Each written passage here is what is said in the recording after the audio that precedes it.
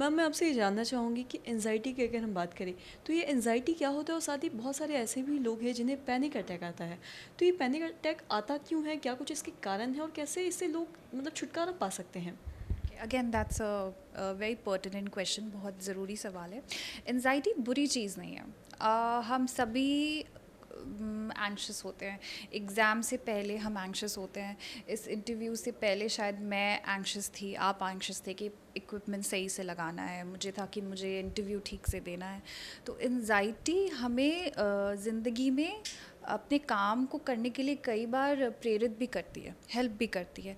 लेकिन अगर मानिए कि इसी एनजाइटी के साथ कोई व्यक्ति 24 घंटे रहे, तो वो एनजाइटी डिज़ॉर्डर में आता है। एनजाइटी एक स्पेक्ट्रम में आता है, कई तरीके की एनजाइटी से रिलेटेड बीमारियां होती हैं।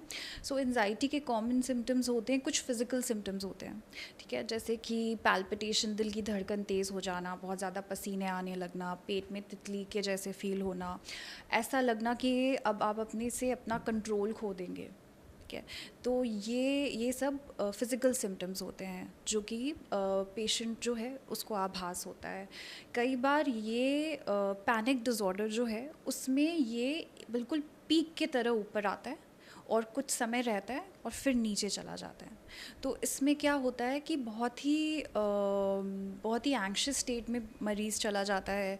उस समय वो अपना काम नहीं कर पाता है और उसको हमेशा ये डर सताता है कि ये कहीं मेरे साथ वापस से ना हो, ये मेरे साथ वापस से ना हो। तो वो बहुत अवॉइड करने लगते हैं, जैसे कि कहीं काम के जगह पे काम पे जाना छोड़ देंगे, घर से बाहर निकलना छोड़ देंगे, या किसी क्राउडेड प्लेस पे नहीं जाएंगे। हो सकता है उनको कोई चीज़ पसंद हो वो करना छोड़ दें कि वापस से पैनिक अटैक ना हो जाए उसके डर से। और भी बहुत सारी एंजाइटी स्पेक्ट्रम में इसी तरीके से चीज़ें आती हैं। कुछ स्पेसिफिक फोबियाज़ होते हैं, हम देखते हैं कुछ लोगों को ऊंचाई से डर है, कुछ लोगों को बंद कमरे में रहने में डर लगता है। एक जनरलाइज्ड एंजाइटी डिज़ॉर्डर होता है जिसमें ऐसा लगता है कि कुछ अनहोनी घटना हो सकती है। प्रॉब्लम ये है कि एंजाइटी डिज़ॉर्डर का जो एंजाइटी स्टेट है वो पूरे समय बरकरार रहता है और मरीज़ को अपने दिनचर्या में करने वाले काम में कई बाधाएं आती हैं।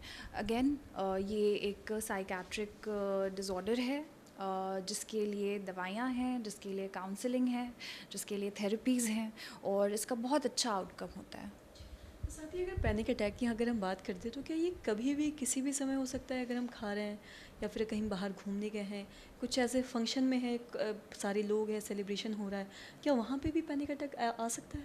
हाँ बिल्कुल, और यही तो प्रॉब्लम, बहुत ही बड़ी प्रॉब्लम है कि आप किसी काम में इन्वॉल्व हैं और वहाँ पे आपको पैनिक अटैक आ गया। तो ये है कि इलाज जब होता है तो ये पैनिक डिज़ॉर्डर्स, पहली बात तो नंबर्स कम हो जाते हैं। जैसे किसी व्यक्ति को दिन में 2-3 बार हो रहा है या मे बी बहुत बार हो रहा है तो वो नंबर्स कम हो जाएंगे, धीरे धीरे करके ये अटैक्स आना बंद हो जाएंगे। थेरेपी से हम ये सीखते हैं कि आप अपने थॉट्स को कैसे कंट्रोल कर सकते हैं, जिस वक्त आपको पैनिक आता है उस वक्त आपको क्या करना चाहिए। तो ये सभी इलाज के माध्यम से ये सभी चीज़ों पे फोकस करते हैं। पैनिक और या एंजाइटी जो है महिलाओं में ज़्यादा कॉमन है, बट मेल्स में भी काफ़ी देखने को मिलता है। बहुत बहुत शुक्रिया।